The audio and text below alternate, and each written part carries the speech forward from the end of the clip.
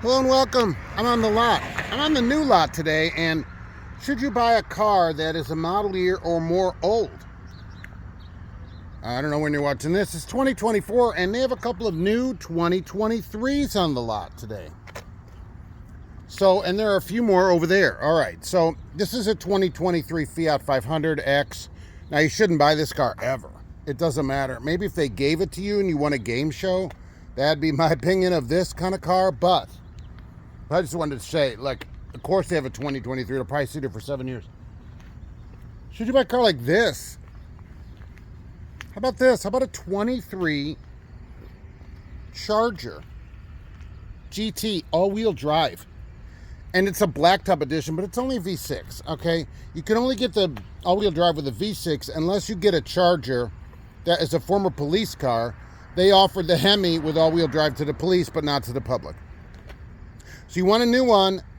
This one is not bad. And look at this. It's 65, 61 off right off the bat. And we're going to get more than that off because this is just where we start. This is just the starting point. How much is this, though, to start with? Well, even though it's a V6, it's already 50 grand. Okay, 1827. The thing is 50 grand.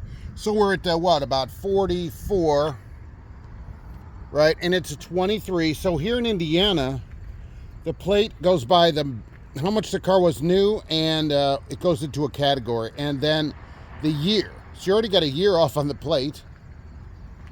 So that's something.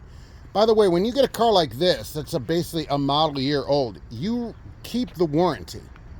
Okay, so this still gets a new car warranty from the day you buy it, not from a year ago. One of the issues with these, especially when I was selling them and our dealer wouldn't move this, the warranty is 3 years, 36,000, okay, on a Dodge like this. So when you get a car that's a model year old, it might have a couple of thousand miles on it. Salesman, we might have gone to lunch with it a bunch of times. It might have had a bunch of test drives. And you get 36,000 miles on the odometer. So you're going to have to negotiate that. Remember to negotiate that and say, hey, I want 36,000 miles from today, not from the odometer. So, you know, you could do that kind of stuff. Like I got my Escape. It was a dealer loaner car. So it had 2,499 miles on it. But they were giving $1 off per mile, and it had a rebate, $7,500 rebate. So it did pretty good on it because of that. This car, we're getting $6,500 off right off the bat. And look, I like it. I think it looks good. I wish it was a V8, of course, but then you wouldn't get the all-wheel drive. I don't know. You know, you're not going to do amazing burnouts in this, unfortunately. They still have the locks. Now it has all this extra crap on it, pulsing, and you're gonna have to check all that stuff. Right, and they have all this so it looks fancy. It looks like, oh, this car's fast. It's got a wing on it and everything. It's a V6, okay? Let's not get all crazy on it. But you're getting a new car. Still 44. I say we negotiate it to, 40-ish. You know, what if you got it to 40? We'd have to look up and see what kind of rebates are available on this car as well right now. We'd have to see that. So not sure about that. We got a roof on it. But you can get a great deal on a year-old car, or sometimes two. Sometimes two-year-old car. I've seen that, where they'll have a 22 still hanging around. The deals on that are amazing, and that's just the starting price. So you can do really good. There's a lot of factory rebates. The dealer gets money from the factory and stuff to move this car. This car's been sitting around. So it's something to think about. You keep the warranty and still get a good price on a new car. New. This car, to you, right, it's still new. Oh, it's a 23.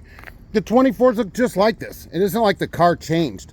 Okay, it looks exactly the same. So nobody would know the difference. And honestly, who cares what people know the difference, you know? It's your car, it's not their car. Tell them when they make the payment, they can decide what kind of car you get. Something to consider. Do not consider this. Ever. Okay, but this is something to consider. One more thing. Where's this car made? All right, so I always like to see the percentage of what we're doing here. Final assembly point, Canada. They make the engine here and the transmission here and make the car in Canada. And they have also 18% in Mexico. I like that they combine U.S. and Canadian parts so that they don't have to say just the U.S. percentage, because a lot of cars wouldn't do good on that, okay? Thanks for watching, and we'll be back soon on the lot.